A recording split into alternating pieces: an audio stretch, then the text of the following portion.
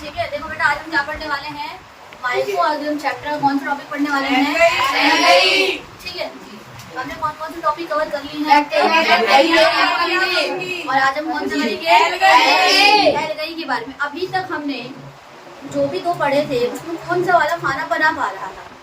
बताओ मुझे, कौन सा वाला ऐसा था, मतलब बैक्टीरिया था या फंगस था जो ऑटोट्रॉफिक न्यूट्रिशन कर रहा था? बैक्टीरिया। सिर्फ एक ही था, क्या नाम है उसका? नाम क्या है उसका? क्या फंगस कर रहा था? नहीं। लेकिन एल्गाई जो होते हैं ना, वो देखो बैक्टीरिया में सारे नहीं कर रहे थे, सिर्फ कुछ बैक्टीरिया करते हैं। उसमें से भी जिस बैक्टीरिया का नाम मैंने आपको बताया था वो कौन सा बैक्टीरिया था? साइनोबैक्टीरिया। इसका दूसरा नाम क्या था बेटा? ब्लू ग्रीन एल्गाई था। ठीक है, अब इधर समझो, ये एल्गाई कैटेगरी में इसमें सारे ही ऑर्गेनिज्म, जितने भी एल्गाई की कैटेगरी के अंदर, चाहे ब्राउन एल्गी हो गया, चाहे रेड एल्गी हो गया, चाहे ग्रीन एल्गी हो गया। वैसे तो वो एल्गी ना बेसिकली तीन तरीके के होते हैं, कौन कौन से? ब्राउन एल्गी, रेड एल्गी और ग्रीन एल्गी। ये जो मैंने एग्जांपल्स दिखे ना बेटा, ये किन्हीं किसी न किसी के अंदर आ रही है। कोई ब्लू हो सकता है, कोई रेड हो सकता है, लेकिन आपको ना ऐसे अलग अलग नहीं पढ़ना, आपको डायरेक्ट एग्जाम्पल पढ़ना। बात समझ आ गई?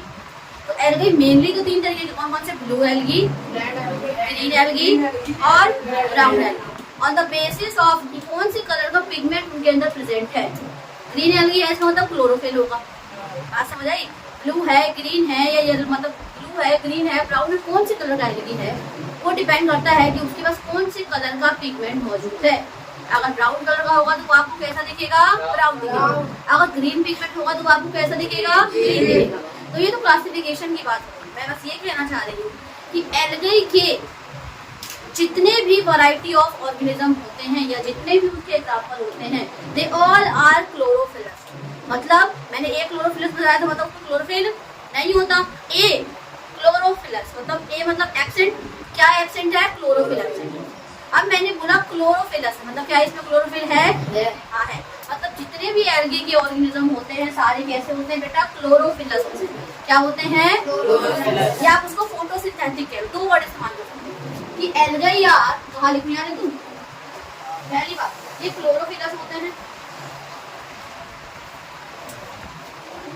या दूसरी बार क्या करोगे? फोटोसिंथेटिक। क्या होते हैं? मैं क्या कह रही हूँ, क्लोरोफिलस मतलब क्या? क्लोरोफिल प्रेजेंट है। फोटोसिंथेटिक कहने का मतलब क्या है कि ये फोटोसिंथेसिस करते हैं। अगर किसी प्लांट के पास क्लोरोफिल रहेगा तो क्या वो फोटोसिंथेसिस नहीं करेगा? करेगा ना। तो एल्गाई भी एक तरीके का प्लांट है। क्या है? एक तरीके का बहुत ही छोटा प्लांट है। कैसा प्लांट है? छोटा, मतलब ज्यादा वेल डेवलप्ड नहीं है। तो कैसा कह सकते हैं? सिंपल है। कैसा है ये? सिंपल। ये सारी सी कैरेक्टर की बात है। कैसी बात है ये सब इसी के आगे। एक दो इसको तीन बना लो, इसको चार कर दो, इसको पाँच। बात समझ आ गई मेरी? पहली बात, आपने आम का पेड़ देखा है? क्या आपको आम के पेड़ में रूट मिलता है? क्या आपको आम के पेड़ में स्टेम मिलती है? क्या आपको आम के पेड़ में फ्रूट फल ये सब मिलते हैं? लीफ वगैरह। और एल्गाई भी तो एक प्लांट है, उसमें भी तो ये सारी चीजें मिलनी चाहिए ना।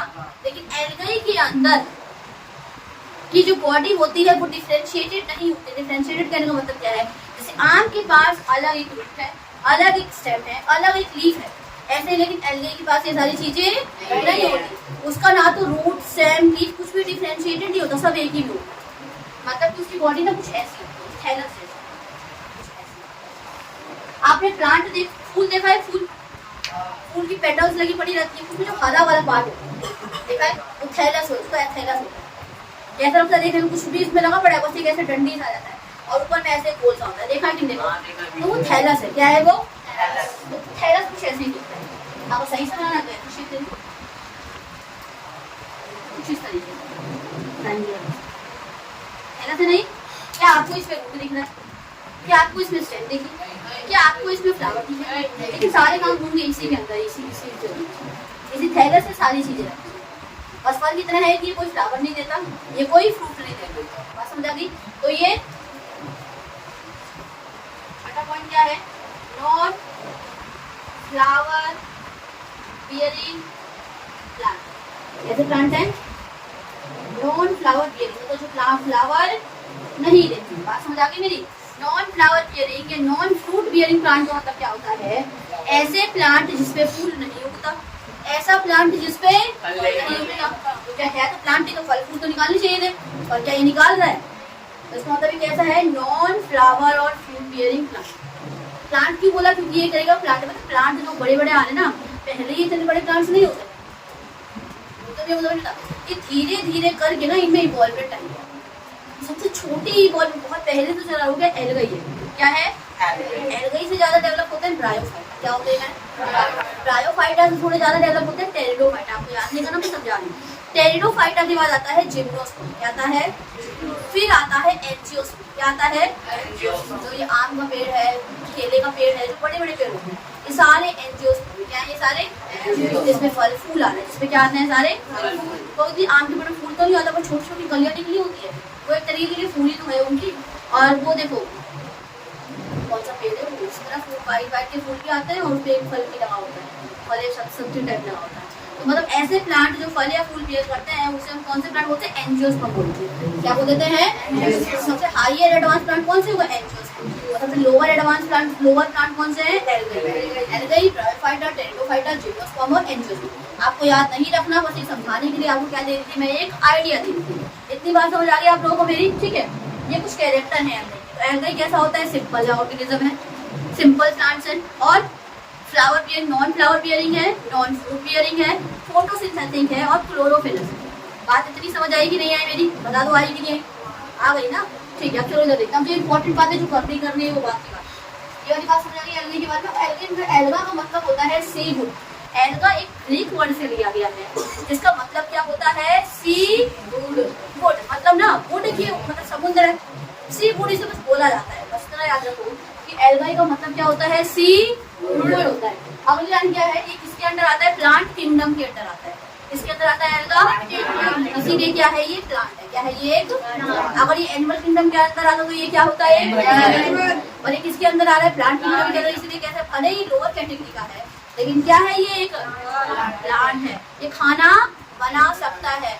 क्यों? क्योंकि उसके पास क्या होता है? क्लोरोफिल होता है। और ये क्या होता है? 3 तरीके के, blue green algae, green algae और ब्राउन एल्गी। डिपेंड करता है कि इसके पास कौन सा पिगमेंट होगा। ब्राउन पिगमेंट होगा तो ब्राउन एल्गी होगा, येलो पिगमेंट होगा तो येलो एल्गी बन जाएगा, रेड पिगमेंट होगा तो रेड एल्गी बन जाएगा। ठीक है, अब कुछ एल्गी का ना हम खाने के लिए भी इस्तेमाल करते हैं। क्लोरेला, आपने बथुआ सुना है? बथुआ, क्लोरेला, उसको क्लोरेला वगैरह मान लो, क्लोरेला है, उसको ना एक एडिबल एल्गी है। कैसा एल्गी है वो? एडिबल। इसको ना हम खा सकते हैं। क्या कर सकते हैं? इसको हम खा सकते हैं। मैंने आपको एक एडिबल बैक्टीरिया का नाम बताया था। कौन है एडिबल बैक्टीरिया आपके लिए? लैक्टोबैसिलस। इसको खा सकते हैं। क्या आप दही नहीं खाते? खाते हो ना? उसके अंदर कौन सा बैक्टीरिया प्रेजेंट है? एडिबल फंगस का नाम बताओ जरा। एडिबल फंगस का नाम बताओ। कल मैंने बताया था मशरूम। कौन सा था? जिस मशरूम को खाते हैं ना, कुछ होते हैं पॉइजन होते हैं, कुछ अच्छे भी तो होते हैं। तो एडिबल फंगस का एग्जांपल क्या था? एडिबल, इसका एग्जांपल था तो एल्गाई का क्लोरेला। क्या नाम है? ये ना बहुत ही ज्यादा ना हाई प्रोटीन रिच होता है। क्या होता है ये? इससे हमें बहुत ज्यादा क्या मिलता है? प्रोटीन मिलता है। इतनी बातें क्लियर। अब जो बेसिक बातें थी वो देख लो, जो करना ही करना था मैंने आपको देखा था। सेलुलर ऑर्गेनाइजेशन देखो, यहाँ मैंने लिखा है जब भी किसी की बॉडी जिसके अंदर लीफ स्टेम डिफरेंशिएटेड नहीं होता, ऐसी बॉडी को बोलते हैं थैलस बॉडी। क्या बोलते हैं बेटा? आप इस थैलस बॉडी को चाहे तो कैरेक्टरिस्टिक्स में ही ऐड कर दो। इसकी बॉडी कैसी होती है? थैलस बॉडी, या ऊपर में ऐड कर दो, वहीं भी कर दो कोई। ठीक है, अभी देखो सेलुलर ऑर्गन कैसा है? यूनिसेलुलर होता है और मोड ऑफ न्यूट्रिशन ऑटोट्रॉफिक है। क्यों? इसका क्या प्रेजेंट है? इसीलिए क्या बना पाएगा अपने लिए? खाना बना पाएगा। ये वाली बात याद रखना। रिप्रोडक्शन कैसे करता है? सेक्सुअल भी करता है, एसेक्सुअल भी करता है और वेजिटेटिव प्रोपगेशन से भी करता है। अब सेक्सुअल क्या होता है? जिसमें 2 पार्टनर की जरूरत होती है। एसेक्सुअल क्या? उसके बहुत सारे तरीके से, मतलब एक ही पार्टनर क्या करता है? एक नए बच्चे को जन्म दे देता है। वेजिटेटिव प्रोपगेशन क्या होता है? उसके किसी एक पार्ट से किसी एक पार्ट से मतलब ना प्लांट के किसी पार्ट से, स्टेम से, लीफ से एक नया प्लांट बन जाता है। रूट को काट कर दिया तो एक नया प्लांट बन जाएगा, स्टेम से नया प्लांट बन जाएगा, लीफ से, मतलब प्लांट के लिए किसी ना किसी पार्ट से ना बेटा एक नया प्लांट बन जाएगा। ऐसे प्रोसेस को हम क्या बोलते हैं? वेजिटेटिव। तो एल्गाई का मान लो कोई भी पार्ट है, मतलब थैलस का थोड़ा सा हिस्सा काट दिया तो एक नया एल्गी तैयार हो जाएगा। बात समझ आ गई? अगर जो छोटे एल्गी होते हैं वो सेल डिवीजन करते हैं, क्या करते हैं वो, लेकिन जो बड़े एल्गी होते हैं वो स्पोर फॉर्मेशन करते हैं। क्या बनाते हैं, आपने स्पोर फॉर्मेशन पढ़ा है, जिसमें स्पोर बनता है, फिर जब वो मैच्योर हो जाता है तो वो फट जाता है, फिर उठ जाते हैं सारे स्पोर से, फिर वो मिट्टी के ऊपर गिरता है, जैसे उसको फेवरेबल कंडीशन मिलती है एक नया प्लांट ग्रो कर जाता है।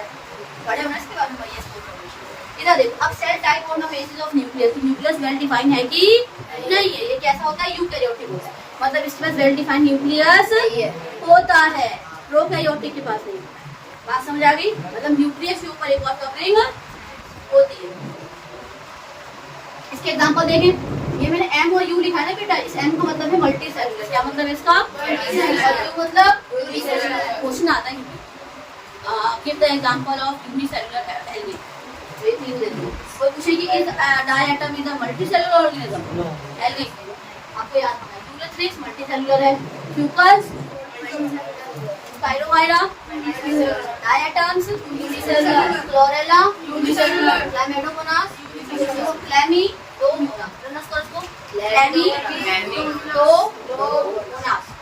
जब कोई बड़ा है ना बेटा, तो बड़ी क्लास में आ रहे हो तो आपको देखिए तो तोड़ के पढ़ना होता है, कैसे पढ़ना होता है, उसे ब्रेक करके पढ़ना है। तो क्लैमी कर लो, क्लैमी फिर आ गया डो क्लैमी, इसको die atom, spirogyra, fucus ulothrix, तो भी मुश्किल है पढ़ना, नहीं ना।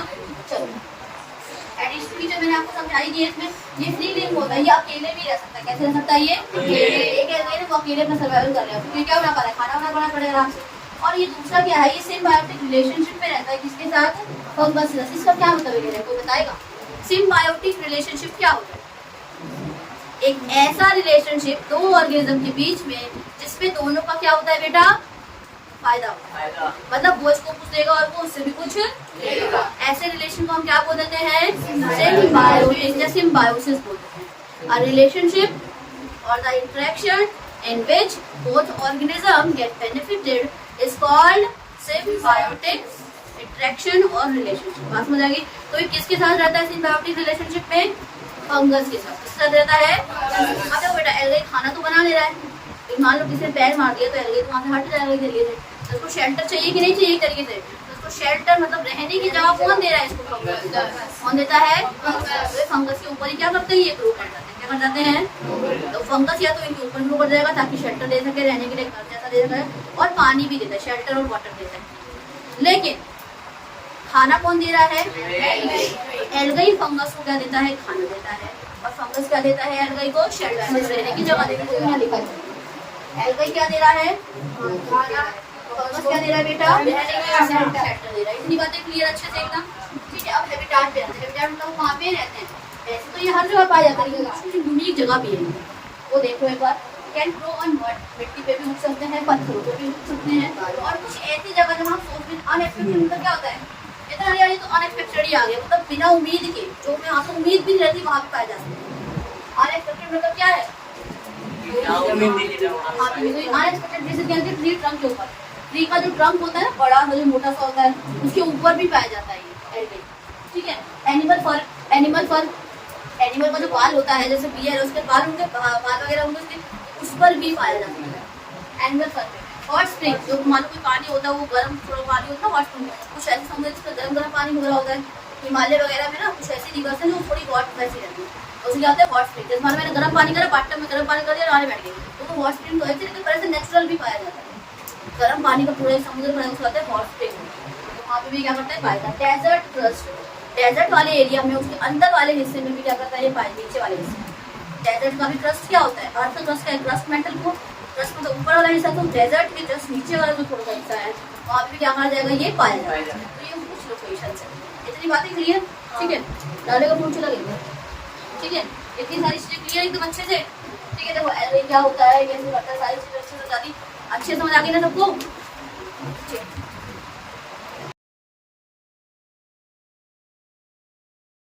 तो बेटा देखो मैं एल्गी की डिटेलिंग तो कर ली, बस एक इम्पोर्टेंट बात तुम्हें बतानी रह गई है, तो ध्यान से।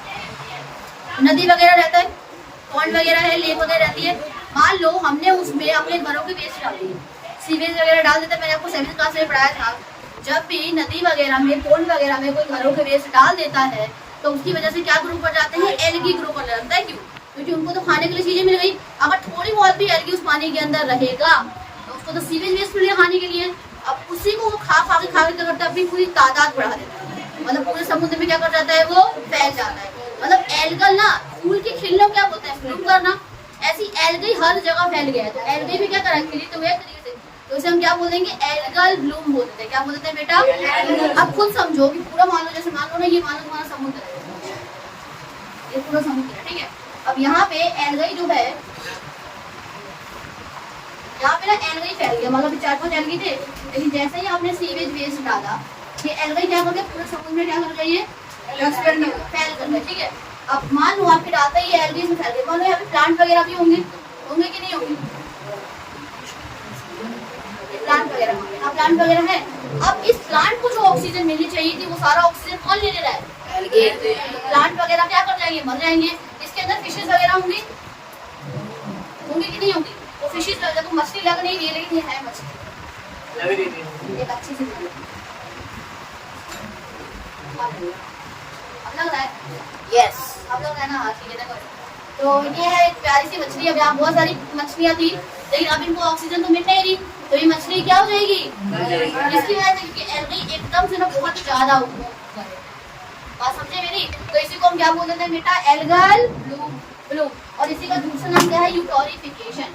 इसको मैंने क्या बोला, एल्गल ब्लूम बोल दिया मैंने इसको। और इसी का दूसरा नाम क्या है, ये तो एल्गी खिली, उसे एल्गल ब्लूम हो गया, लेकिन इस प्रोसेस को हम क्या बोलते हैं, यूटोरिफिकेशन। क्या बोलते हैं, यूटोरिफिकेशन। यहाँ देखते हैं, देखो यूटोरिफिकेशन प्रोसेस का नाम है। एल्गल मतलब एल्गी क्या कर रहे हैं, पूरे खिल रहे हैं। बात समझ आ गई।